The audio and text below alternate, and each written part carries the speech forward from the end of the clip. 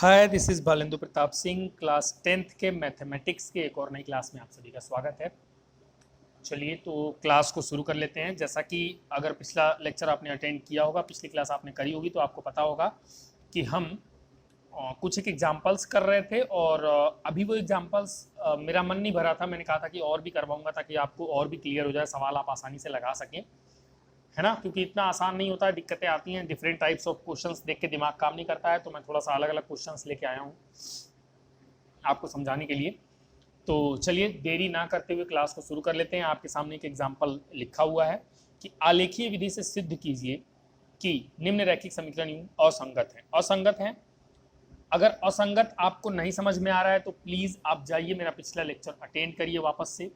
असंगत या फिर इंग्लिश में इसको इनकंसिस्टेंट, असंगत या फिर इनकंसिस्टेंट कहते हैं। इनकंसिस्टेंट, अगर इनकंसिस्टेंट या फिर असंगत क्या होता है आपको नहीं पता है तो प्लीज आप पिछला लेक्चर जाके अटेंड करिए पहले, फिर इस लेक्चर पे आइएगा। तो सिद्ध करना है कि असंगत होते हैं, कि सिद्ध करना है आलेखी विधि से कि जो दो समीकरण दिए हुए हैं, निम्न रैखिक समीकरण युग्म है बल्कि जोड़े में है, ये असंगत है। असंगत का मतलब मैं थोड़ा सा आपको बता देता हूं कि जिनका कोई हल नहीं होता है। असंगत होना मीन्स जिनका कोई हल ना होना, मतलब इन दोनों का अपना कोई हल नहीं होगा, एक्स और वाई का कोई हल नहीं होगा। या फिर इससे भी ज्यादा बेहतर समझाऊं तो इसकी जो सरल रेखा बनेगी ग्राफ पे, इसकी जो सरल रेखा बनेगी ग्राफ पे, वो दोनों रेखाएं एक दूसरे को कहीं टच नहीं करेंगी, कहीं कट नहीं करेंगी, कोई हल नहीं मिलेगा, दोनों समांतर होंगी, तो वो रेखा युग्म जो है वो असंगत कहलाते हैं। तो हमें बना के दिखाना है, आलेखी विधि से बना के दिखाना है कि ये रेखाएं असंगत हैं। अगर ऐसा है तो फिर पक्का है कि समांतर रेखाएं मिलने वाली हैं। चलिए तो बना के देखते हैं कि क्या मिलेगा। तो कह सकते हो आप यहां से समीकरण 3x - 4y - 1 = 0 के लिए, इसके लिए हम लोग सारणी बनाते हैं। आपको तो पता है y एक तरफ हो जाएगा तो 3x - 1 = 4y हो जाएगा। यहाँ से y निकालिए फटाफट, तो 3x - 1/4 आ गया, 3x - 1/4 आ गया। अब जल्दी से सारणी बनाइए। सारणी, इसके लिए सारणी कैसे बनती है भाई, आप सभी को पता है। आप सभी को पता है x और y में बनाते हैं अपन लोग, x में और y में। x का अलग अलग मान रखते हैं, y का मान निकाल के यहाँ पे लिखते हैं। कम से कम 2 लोगों की तो जरूरत पड़ेगी, हम चाहें तो 3 मान निकाल लें बहुत है, 2 या 3 निकाल लें बहुत है, क्योंकि 2 तो मिनिमम चाहिए, क्योंकि बिना 2 पॉइंट्स के एक रेखा आप खींच नहीं पाओगे भाई। एक रेखा खींचने के लिए कम से कम 2 पॉइंट्स तो होने चाहिए, ताकि जिनको मिलाओ तो एक रेखा खींची जा सके। कभी सवाल भी पूछा जाए कि एक रेखा खींचने के लिए मिनिमम कितने पॉइंट्स की जरूरत है, तो 2 पॉइंट्स की जरूरत है। तो मिनिमम 2 बना लो, बाकी 3-4 बना लो तो और अच्छी बात है, आपको ढेर सारे पॉइंट्स मिल जाएंगे, सबको मिला देना, ग्राफ आपका मिल जाएगा। ठीक है, यहाँ पे हम बार बार क्यों कर रहे हैं ऐसा, क्योंकि हमें पता है भाई रैखिक समीकरण है, 2 चर में रैखिक समीकरण है, और 2 चर में रैखिक समीकरण का चूंकि अद्वितीय हल होता है, एक्स और वाई के एक ही मान आते हैं, और हमेशा जो अद्वितीय हल इनका नहीं होता है, लेकिन इनका जो ग्राफ होता है 2 चर वाले रैखिक समीकरण का जो ग्राफ होता है, वो आपको पता है स्टूडेंट्स की ग्राफ कैसा होता है। ग्राफ कैसा होता है, ग्राफ एक स्ट्रेट लाइन होता है, एक सीधी रेखा होती है। तो आपके 2 बिंदुओं से भी काम चल जाएंगे, एक बिंदु यहाँ एक बिंदु में मिला दिया, स्ट्रेट लाइन। अगर वही सर्कल होता, वृत्त होता, पैराबोला होता, कोई अलग स्ट्रक्चर होता, तो आप केवल 2 बिंदुओं से आप वो ग्राफ नहीं बना पाते। तब आपको कम से कम 4-5 आंकड़े लेने पड़ते, 6-7 आंकड़े लेने पड़ते, और उन 6-7 पॉइंट्स को मिला के आप चेक कर सकते थे कि कैसे आकृति बन रही है। तो उम्मीद करता हूं अब तक तो आप ये सब समझ गए होंगे, ये जान गए होंगे। ठीक है, तो और हाँ एक बात जरूर आई रिपीट अगेन, क्योंकि आपको बता देना बहुत जरूरी है, क्योंकि अगर आप कंफ्यूज होते हैं, 2 चर वाला जो रैखिक समीकरण है, यानी एक्स वाई में 2 चर होगा, इनका पावर 1 रैखिक समीकरण जो है, ये हमेशा इसका ग्राफ ऑलवेज कैसा होगा, सरल रेखा होगा।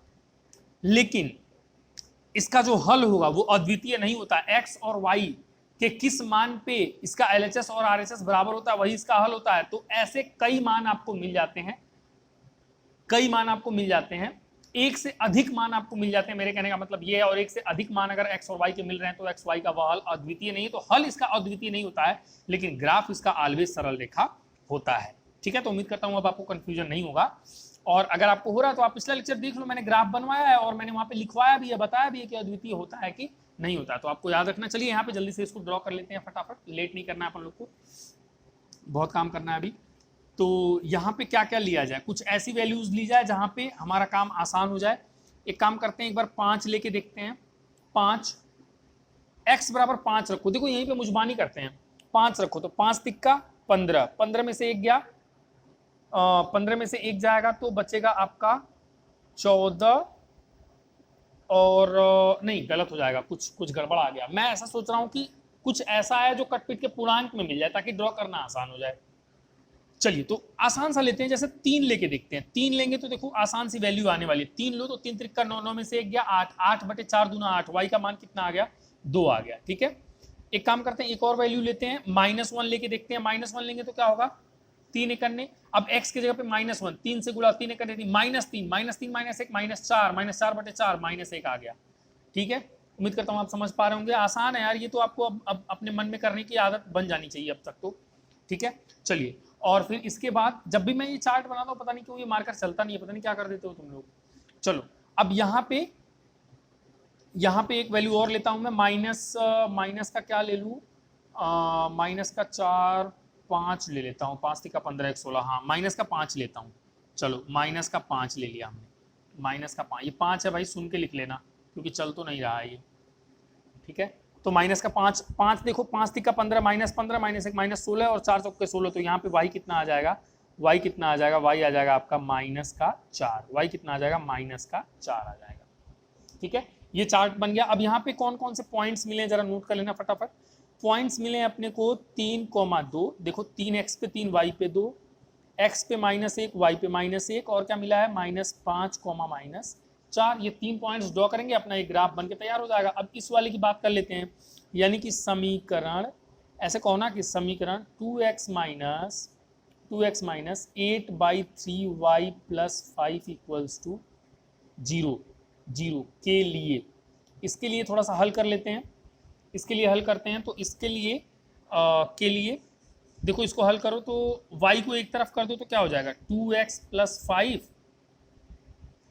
2x प्लस कितना हो गया 5 हो गया, 2x + 5 = कितना आ गया 8/3y आ गया, 8/3y आ गया, है ना। अब एक काम करते हैं, 3 को इधर भेज देते हैं तो ये हो जाएगा 3 को इधर भेजो, गुणा हो जाएगा ना, 3 दूना 6x धन 3 × 5 = 15 बराबर 8y आ गया। ओके, अब यहाँ से y को निकालो तो y बराबर कितना आ जाएगा भाई 6x + 15 अपॉन में 8 आ जाएगा।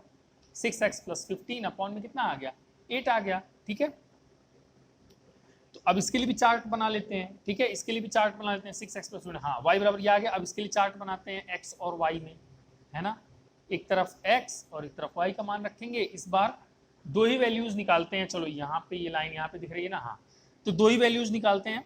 2 वैल्यूज पे एक लाइन तो मिली जाएगी, हमें भी पता है कि स्ट्रेट लाइन बनने वाला है, तो जल्दी से निकाल लेते हैं। x बराबर एक बार रखता हूँ मैं, x बराबर रखते हैं एक बार 3/2 मजबूरी है क्योंकि ये वैल्यूज ऐसी हैं। देखो अब तुम सोच रहे हो कि सर यहाँ पे 3/2 कैसे रख दे रहे हैं, यहाँ पे -5/2 कैसे रख दे, तुम्हारी मर्जी है। x बराबर यहाँ 1 रख दो, 2 रख दो, 4 रख दो, 5 रख दो, 10 रख दो, कुछ भी रख दो, y का मान तो मिलेगा ही मिलेगा। लेकिन x के उस मान पे y का जो मान मिलेगा तो ऐसा मान मिले ना कि जिसको संख्या रेखा पे दिखाना आसान हो, जब हम ग्राफ बनाए तो वो पॉइंट्स को डिटेक्ट करना आसान हो। अदरवाइज कुछ भी वैल्यूज ले लोगे तो एक्स वाई पे तुम, अब पता लगा तुम्हारा एक्स का मान आ रहा है -50, तो -50 कहाँ ढूंढते फिरोगे। इसलिए कह रहा हूं कि ऐसा वैल्यूज लेना है जिसका हल थोड़ा सा आसान आ जाए, तो वो उस हिसाब से आपको चलना है। ठीक है, तो -3/2 लेके देखो, क्या पता वाई का कुछ अच्छा सा आंसर आ जाए। तो जैसे ही -3/2 लोगे, सॉरी 3/2 लोगे तो 3/2, तो 2 तिक्का 6 3 तिक्का 9 आ गया, 15 में 9 जोड़ो 24, 24/8 यानी कि ये 3 आ गया। देखो आसान सामान आया ना, इसीलिए ये वैल्यूज लिए हमने। अब तुम कहोगे सर ये कैसे आपने पता लगाया, ये पता आपको लगाने के लिए स्टूडेंट्स थोड़ा सा कैलकुलेशन माइंड में तेज करना पड़ेगा, थोड़ा सा दिमाग तो लगाना पड़ेगा भाई। देखो, या फिर ये रफ पे लिखो, ये वाला जो इक्वेशन है इसको रफ पे लिखो, और रफ पे लिखने के बाद एक्स के अलग अलग दिमाग लगाओ अपने कि क्या मान रखूं कि ये कट पिट के थोड़ा सा छोटा और पूर्णांक जैसा मान मिले, ताकि ग्राफ को आसानी से ड्रॉ किया जा सके। बस इसके अलावा और कोई मेथड नहीं भाई, हिट एंड ट्रायल मेथड है ये। या तो आपके पास दिमाग हो, आप अंदाजा लगा लो कि कब सही आंसर आएगा, या फिर आप रफ पे प्रैक्टिस वर्क करो, आप रफ पे करो तो फिर आपको पता लग जाएगा। अब यहाँ पे जैसे x बराबर 1, तो मैं रख देता हूँ x बराबर 0 रखूंगा तो 15/8 आएगा, मजा नहीं आएगा, कटेगा भी नहीं वो। अच्छा, बड़ा वैल्यू आ जाएगा। x बराबर क्या रखूं, x बराबर अगर रखता हूं मैं 5/2, 5/2, 2 तिक्का 6 और 3 पच्चे 15, तो प्लस 15 15 30 हो जाएगा, तब भी नहीं। -5/2 रखो, है ना, -5/2 रखो। देखो माइनस का 5/2 रख दो, माइनस का 5/2 रखोगे तो यहाँ पे देखना क्या होगा, देखो 6 × -5/2 प्लस 15 और कुल के बटा है 8, तो 2 से 2 तिक्का 6, 5 तिक्का 15, -15 और प्लस 15 कट के 0 हो गया, 0/8 0 हो गया, ये कितना आ जाएगा, 0 आ जाएगा। ऐसे ही करना है भाई, अगर आपसे ना हो तो आप रफ पे ये काम करो या फिर असली कॉपी में कहीं किनारे कर सकते हो, मुश्किल नहीं है। अब ये चार्ट आ गया आपके पास, एक सारणी ये आ गई, एक सारणी ये आ गई। अब इन दोनों सारणी को देख के, इन दोनों चार्ट्स को देख के हमें क्या करना है, इन दोनों चार्ट्स को देख के हमें ग्राफ ड्रॉ करना है। तो फिलहाल आप ये सवाल एग्जाम्पल यहाँ से लिखिए, ये पूरा एग्जाम्पल लिखिए, सब कुछ लिख लीजिए और फिर उसके बाद मैं ये चार्ट अभी ऊपर लिख दूंगा और फिर वो देख के ग्राफ बनाएंगे, क्योंकि अभी जगह नहीं है यहाँ पे तो मुझे मिटाना पड़ेगा, रफ करना पड़ेगा। जल्दी से लिखिए फिर आगे चलते हैं। चलिए भाई, तो आपका टाइम बचाने के लिए ये मैंने बना दिया। ये वाला चार्ट देख के मुझे ड्रॉ करना है, ये वाला चार्ट देख के मुझे ड्रॉ करना है, ठीक है। दोनों चार्ट देख के ड्रॉ करने हैं, 2 लाइंस मिलेंगी और देखते हैं कि वो कैसी होती हैं। वैसे तो सवाल के हिसाब से उनका दिखाना था कि कोई हल नहीं है तो समांतर मिलनी चाहिए, अब देखते हैं मिलती है कि नहीं मिलती है। और ये गैप जब भी आप कॉपी में बनाओ ना, एक्चुअली एक ग्राफ पेपर आता है, आपने देखा होगा ग्राफ पेपर, छोटे छोटे छोटे खाने बने होते हैं, ये एक्चुअली उसमें बनाना होता है। लेकिन ये अलग बात है कि वो अभी मैं नहीं कहूँगा कि आप लेके आओ और ये सब आप कॉपी पे बनाओ, लेकिन ये गैप जो है ना ये बराबर रखो। फिर ये गैप भी आप जितना ये है, सब गैप जितने भी गैप्स होंगे हर जगह बराबर इतने ही होने चाहिए, तभी बात बनेगी, नहीं तो फिर बात बिगड़ जाएगी भाई, पहले मैं बता दे रहा हूँ। चलिए तो यहाँ से करते हैं, बनाते हैं। चलिए 3,2 को टारगेट करिए, 3 और y पे चल गया ये 2, ये रहा 2, 3,2, एक पॉइंट यहाँ मिला, पॉइंट का नाम है 3,2। फिर -1 तो x पे -1, y पे भी -1, तो यहाँ मिल गया, इसका नाम है भाई -1, देखो छोटा छोटा लिख रहा हूँ मैं, ठीक है। 2 पॉइंट्स मिल गए। और -5, -4, x पे -5 और y पे -4, ये रहा भाई, यहाँ पे कहीं पे मिला है ये रहा। अब इन तीनों पॉइंट्स को मिला दो, एक ये कौन सा पॉइंट है, -5, -4 है, तो ये आपका, ये देखो एक ये पॉइंट्स था और इससे मैं इसको मिलाऊंगा, ये मिल गया, ये आपकी लाइन मिल गई। 1 2 3 बिंदुओं से ये एक ग्राफ आपका बन के तैयार है। अब इसको बनाइए, 3/2, 3/2 का मतलब क्या होता है बताइए, 1.5 होता है ना, 2 × 2 = 3, 2 × 5 = 10, 1.5 होता है। और 5/2 का मतलब क्या होता है, 2.5 होता है, 2.5, ठीक है।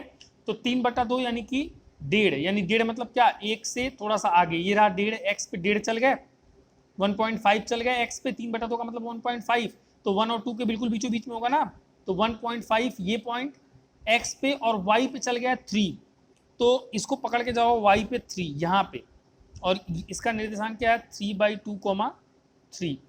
दूसरा देखना क्या मिला, -5/2 यानी कि -2.5, माइनस में चलो 2.5, तो 2 और 3 के बीच में कहीं 2.5 होगा माइनस में, और y पे तो चला ही नहीं है, तो वो पॉइंट यहीं पे मिल जाएगा। और इसको अब मिलाऊंगा मैं, ध्यान से देखना भाई, ये मिला दिया मैंने, ये लो, थोड़ा आगे बढ़ा के थोड़ा पीछे बढ़ा के, ये कौन सा पॉइंट था, ये था -5/2, 0, ये था ना -5/2, 0, और ये क्या था 3/2 और 3, यहाँ पे रहा, मिला दिया, ग्राफ बन के तैयार है। और ग्राफ कैसा बना है, कैसी रेखा मिली है भाई बताओ, कैसी रेखा मिली है, दिख रहा है सबको, समांतर, समांतर रेखा। और पिछला लेक्चर जाके देखो, समांतर रेखा, समांतर रेखा, और समांतर रेखा जब होता है तो हल कैसा होता है, पिछला लेक्चर जाके देखो, फिगर बनवा के बराबर मैंने उसी लाइन के पास में लिखा हुआ है, उसी लाइन के पास में लिखा हुआ है कि जब समांतर रेखा होगी तो कोई भी हल नहीं मिलेगा, यानी कि दोनों रेखाएं कैसी कहलाएंगी, दोनों रेखाएं कहलाएंगी असंगत, या फिर इंग्लिश में इसी को कहते हैं इनकंसिस्टेंट, TENT, इनकंसिस्टेंट। स्पेलिंग आपको पढ़ देता हूं मैं, INCONSISTENT, इनकंसिस्टेंट। हो गया प्रूफ, बन गया भाई, सवाल बन गया। आलेख बनाना था, दिखाना था, आलेख बना के हमने दिखा दिया, बन गया सवाल भाई, हो गया हल, ठीक है। आलेख बना के इसको लगाना था, आलेख बना के हमने दिखा दिया कि समांतर बनेगा। अब आपकी बारी है, फटाफट बना लो, फिर आगे चलते हैं जल्दी से। कुछ एग्जांपल्स मैं आपको बता रहा हूं, एज अ होमवर्क मैं आपको दे रहा हूं, आप घर से करके लाएंगे। मैं आपको अभी किताब में दिखा दे रहा हूं, उसका सोल्यूशन भी है, दिखा दूंगा, आप घर पे बैठ के प्रैक्टिस करिएगा। सवाल एक बार हिंट कर देता हूं, आपको बता देता हूं, सोल्यूशन नहीं दिखाऊंगा, बस सवाल दिखाऊंगा और हिंट कर दूंगा कैसे बनेगा। बाकी आप घर पे बैठ के बनाइएगा। और जल्दी से अब हम इस चैप्टर में आगे चलते हैं। ओके, तो ये एग्जाम्पल देखिए किताब में, जिस बुक से मैं पढ़ा रहा हूँ इसमें एक एग्जाम्पल है, आप इसको करिएगा, खुद से करिएगा। देखिए कुछ कुछ खास नहीं लिखा हुआ, लिखा हुआ आलेखीय विधि से सिद्ध कीजिए कि समीकरण निकाय, एक समीकरण ये दिया है x plus 2y is equals to 5, comma 3x plus 6y is equals to 15 के अनंत हल हैं। अब अनंत हल कब होगा भाई? अनंत हल तब होता है जब रेखाएं एक दूसरे के ऊपर चढ़ जाती हैं, एक दूसरे को ओवरलैप कर देती हैं। जब ग्राफ बनाएंगे एक रेखा, उसी रेखा के ऊपर दूसरी रेखा भी आके बैठ जा रही है, उसी के ठीक ऊपर ओवरलैप वाला केस है, केस नंबर 3 है। कल वाले लेक्चर में मैंने पढ़ाया है, जब ओवरलैपिंग होता है तो अनंत हल मिलते हैं। तो वही आपको दिखाना है आलेखीय विधि से अनंत हल। तो क्या करोगे भाई, इसको लिखोगे पहले, यहां से y को अलग करोगे और x को अलग करोगे, जैसे इन्होंने किया है। देखिएगा y बराबर 5 माइनस एक्स अपॉन 2, इसको हल करके कुछ नहीं किया इन्होंने, y को एक तरफ कर दिया, बाकी लोगों को एक तरफ कर दिया है। अब x का अलग अलग मान रखिएगा और y का अलग अलग मान निकाल के एक सारणी बनाइएगा, फिर ग्राफ बनाइएगा। ऐसे ही 3x plus 6y is equals to 15 में y को एक तरफ रखिएगा और सभी x वालों को एक तरफ कर दीजिएगा। ठीक है, सभी x वालों को एक तरफ कर दीजिएगा। और उसके बाद क्या करेंगे आप, इसका क्या करेंगे आप, अलग अलग x का मान रखेंगे, अलग अलग y का मान निकालेंगे। और जब मान निकाल लेंगे तो फिर ऐसे ही चार्ट बनाइएगा, चार्ट बनेगा, चार्ट बनने के बाद उसका भी ग्राफ बनेगा और आप देखेंगे कि एक लाइन के ऊपर दूसरी लाइन आएगी। कैसे आएगी मैं दिखा रहा हूं, देखिए ऐसा ग्राफ बनेगा, ये जैसा बना हुआ है ना, ये ग्राफ दिख रहा है, इसमें दो लाइनें हैं। देखो 3x plus 6y is equals to 15 और x plus 2y is equals to 5, दोनों लाइनें यही हैं। एक के ऊपर ओवरलैपिंग हो गई तो इसका मतलब अनंत हल है, वो चीजें प्रूफ हो जाएंगी। बस ये ग्राफ बनाना है आपको, बहुत इजी है यार, कर सकते हो आप। चलिए फटाफट से बिना देरी किए, वैसे तो आप गणित पढ़ रहे हैं तो आपके पास पेन और पेपर तो होगा ही, और अगर नहीं है पेन पेपर तो जाके भाग के ले आइए। और ये उदाहरण नंबर 9 जो यहाँ पे लिखा है ना, एग्जाम्पल 9 देखिएगा, क्या लिखा हुआ है, निम्न कथनों के आधार पर दो चर वाले रैखिक समीकरण ज्ञात कीजिए, ज्ञात करके इसे आलेखीय विधि से हल कीजिए। और ये स्टेटमेंट है कि 5 वर्ष पहले सागर की आयु तीरू की आयु की दोगुनी थी, 10 वर्ष बाद सागर की आयु तीरू की आयु के से 10 वर्ष अधिक होगी, उसकी वर्तमान आयु ज्ञात कीजिए। जल्दी से ये लिख लो भाई कॉपी पे, और वो नोट्स रख लो अपने सामने, वो रफ कॉपी रख लो अपने सामने। ये सवाल मैं बताने जा रहा हूं कि कैसे हल होगा, मैं लिखूंगा नहीं, लिखने में मुझे बहुत मेहनत करना पड़ता है। उदाहरण नंबर 9 जल्दी से तुम लोग लिखो अपने रफ पे, क्योंकि तुम्हें तो लिखना ही पड़ेगा भाई, अगर कुछ सीखना है तो कुछ तो मेहनत करनी पड़ेगी। देखो दो चीजें हैं, या तो आपके पास पैसा हो या फिर मेहनत हो।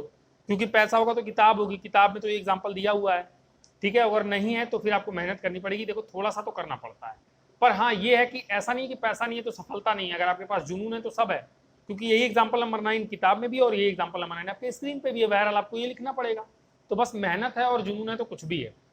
जल्दी से लिखो, चलो मैं इसको सॉल्व करता हूँ, देखना एग्जाम्पल नंबर 9 कैसे लगेगा।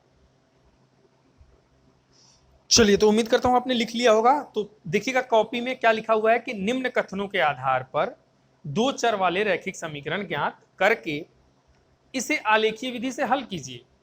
तो चीजें तो समझ में आ रही हैं। अब आ जाइए स्क्रीन पे, अपने जो इंपॉर्टेंट चीज है वो मैंने लिख दिया है, जो समीकरण बनाने वाली चीज है वो मैंने यहाँ पे लिख दिया। वो समीकरण पहले बनाते हैं फिर आगे बात करेंगे, ठीक है। तो कह रहा है 5 वर्ष पहले सागर। अब देखो यही स्टेटमेंट पढ़ के हमें समीकरण बनाना है, पहला काम। और दूसरा काम क्या करना है भाई, दूसरा काम हमें करना है कि हमें उसका आलेख बनाना है, ठीक है। जल्दी से करते हैं इसको। तो 5 वर्ष पहले सागर की आयु तीरू की आयु की दोगुनी थी। एक काम करो, मानो कि माना सागर की वर्तमान आयु बराबर x वर्ष। वर्तमान में सागर कितने वर्ष का है, x वर्ष मान लो। और तीरू की वर्तमान आयु बराबर मान लो y वर्ष।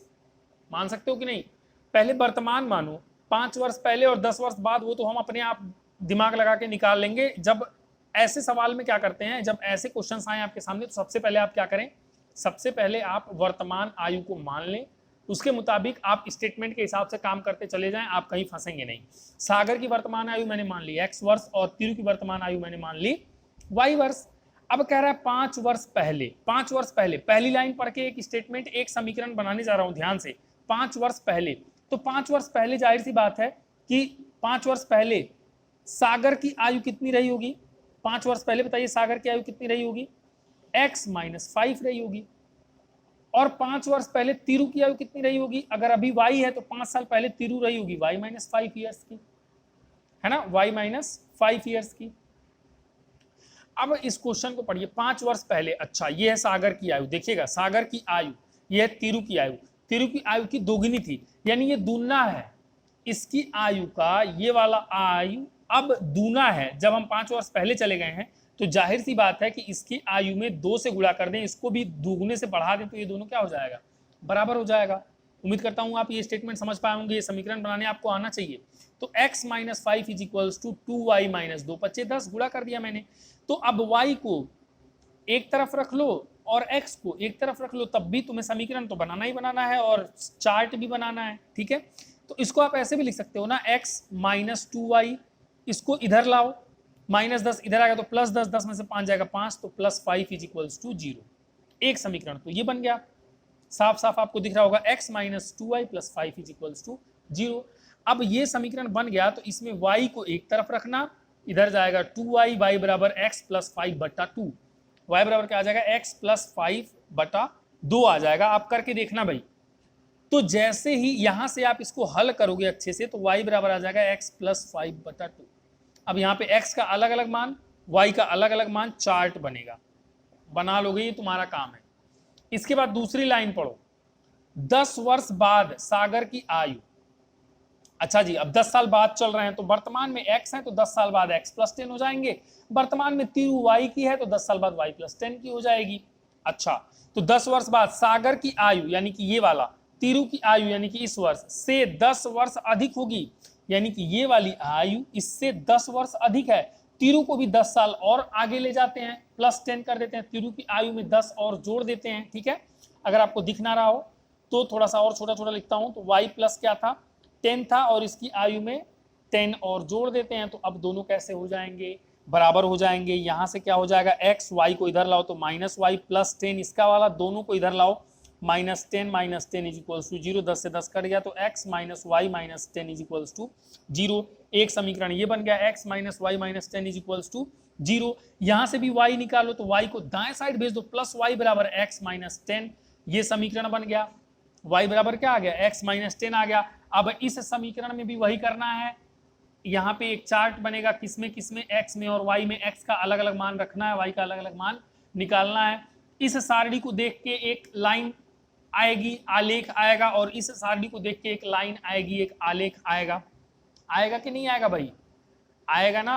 एक आलेख इस वाले चार्ट को देख के बनेगा और एक आलेख इस वाले चार्ट को देख के बनेगा। यानी कि यहाँ पे देखिएगा, ये आप ऐसे ड्रॉ करोगे, एक्स एक्सिस वाई एक्सिस, इस वाले को देख के एक लाइन मिलेगी, कुछ इस तरीके से जाएगी, और इस वाले ग्राफ को देख के भी एक लाइन बनाना खुद से, डॉट डॉट डॉट आपको पॉइंट्स मिलेंगे, उन पॉइंट्स को ड्रॉ करना, तो एक लाइन ऐसे मिलेगी, दोनों यहाँ पे कट करेंगी, तो आपको ये पता चल जाएगा, ये हो जाएगा उसका आलेख पे निरूपण। और जहां पे कट कर रही है ये क्या है? ये इसका एक हल हो जाएगा, x और y के उस मान पे ये दोनों समीकरण सेटिस्फाई भी हो जाएंगे। तो x और y का वह मान मिल जाएगा आपको, x और y का वह मान मिल जाएगा।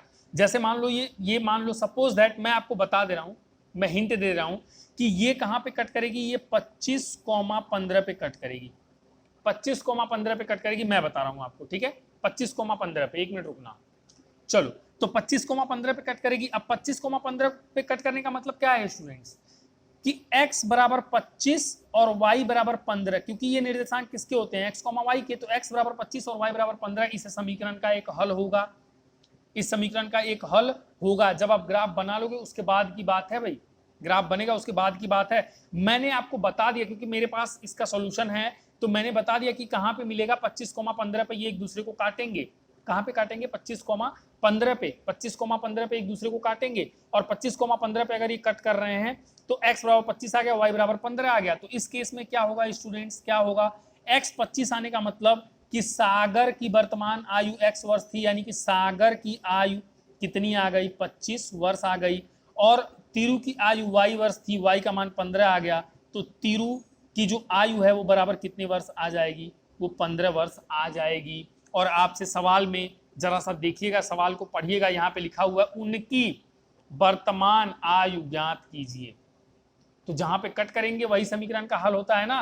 25 15 पे कट करेंगे एक्स वाई मिलेगा, एक्स 25 वाई 15। एक्स क्या है? वर्तमान आयु सागर की, तो सागर की 25 वर्ष, और वाई क्या है? वर्तमान आयु तिरु की, तो तिरु की 15 वर्ष। आंसर है आपका, आंसर निकल जाएगा। ये आपका होमवर्क था, इसीलिए मैंने वो सवाल आपको पहले ही दिखा दिया था पूरा कि लिख लो, ये तुम्हें ही बनाना है।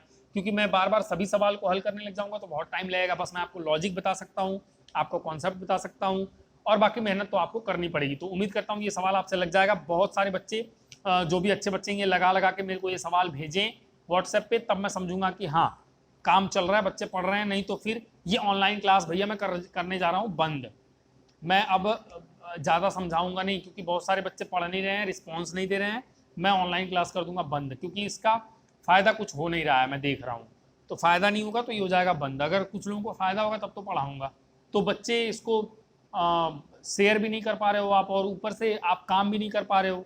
तो कुल मिला के चलो कोई बात नहीं, जब बच्चे नहीं पढ़ रहे हैं, ज़्यादा लोग नहीं जुड़ पा रहे हैं, मेहनत नहीं कर रहे हैं, तो फिर मैं क्यों मेहनत करूँगा, इतना क्यों दिमाग लगाऊंगा। मैं भी फिर ऑनलाइन क्लास बंद कर दूंगा, क्योंकि शायद आपको फ़ायदा नहीं हो रहा है इस क्लास से, ठीक है। और अगर फ़ायदा हो रहा है तो आप बताओ, अगर होगा तो पढ़ाऊंगा, नहीं बताओगे तो इसका मतलब फ़ायदा नहीं हो रहा है। आप मुझसे कहना नहीं चाह रहे हो कि सर आप ठीक से पढ़ा नहीं पाते हो, आप डर रहे हो। तो जब ऐसी बात है तो बंदी कर देते हैं, फिर फ़ायदा क्या मेहनत करने का। मैं भी बेवजह तीन तीन घंटे लगा पड़ा रहता हूँ आपको पढ़ाने में, इतना मेहनत इतना काम करता हूँ मैं, और उसका रिस्पॉन्स आता नहीं है। तो इसमें मैंने पूरा हिंट कर दिया है, ये कैसे लगेगा पूरा बता दिया है आपको, और आप लगाइए। एक और बेसिक बात आपको बता देता हूँ जो शायद आप गलत करेंगे, आप गलतियाँ करेंगे उसमें भी। वो बेसिक बात ये है कि जब आप एक्सिस ड्रॉ करते हैं, एक्स एक्सिस वाई एक्सिस, ये ओरिजिन जब आप ड्रॉ करते हैं, तो इसमें क्या होता है कि आमतौर पे जैसे मान लो वैल्यूज बड़ी बड़ी आ गई, 15 आ गया, 25 आ गया, 35 आ गया, ऐसी वैल्यूज आ रही हैं। तो आप क्या करो ना कि यहाँ पे तुमने, ये तो 0 है, अब यहाँ पे 1 2 3 4 5 मानोगे, 1 2 3 4 5 6 7 8 9 10 25 तक तो बहुत बड़ा होगा ना, आपको भी पता लग जाएगा 25 तक भाई कितनी लंबी लाइन बनाओगे। तो आप मानो ही मत, आप इसको सीधे 5 मान लो, फिर अगले वाले गैप को सीधे 5 से 10 मान लो, फिर उसके अगले वाले गैप को 10 से 15 मान लो, फिर उसके अगले वाले गैप को 15 से 20 मान लो।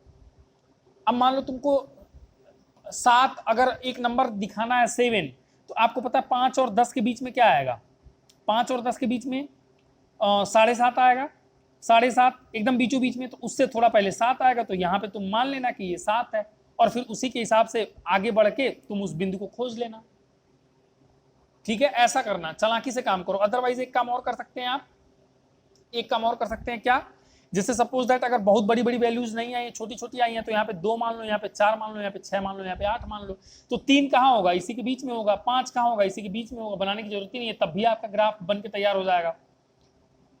उम्मीद करता हूँ आप ये बात समझ पा रहे होंगे मैं क्यों बता रहा हूँ। बहुत बड़ा जब नंबर आएगा तो आपको दिक्कत होगी, तो आप 1 2 3 4 5 मत दिखाओ ना। हाँ, लेकिन एक काम करना, 2 2 का गैप अगर यहाँ पे रखा है आपने, अगर यहाँ पे 2 का गैप रखा है तो आगे भी 2 का होगा, आगे भी 2 का, यहाँ भी 2 का, यहाँ भी 2 का, यहाँ भी 2 का, यहाँ भी, हर जगह कितने का गैप होगा, 2 का। अगर 5 का गैप रखा है तो हर जगह कितने का गैप रखोगे, 5 का।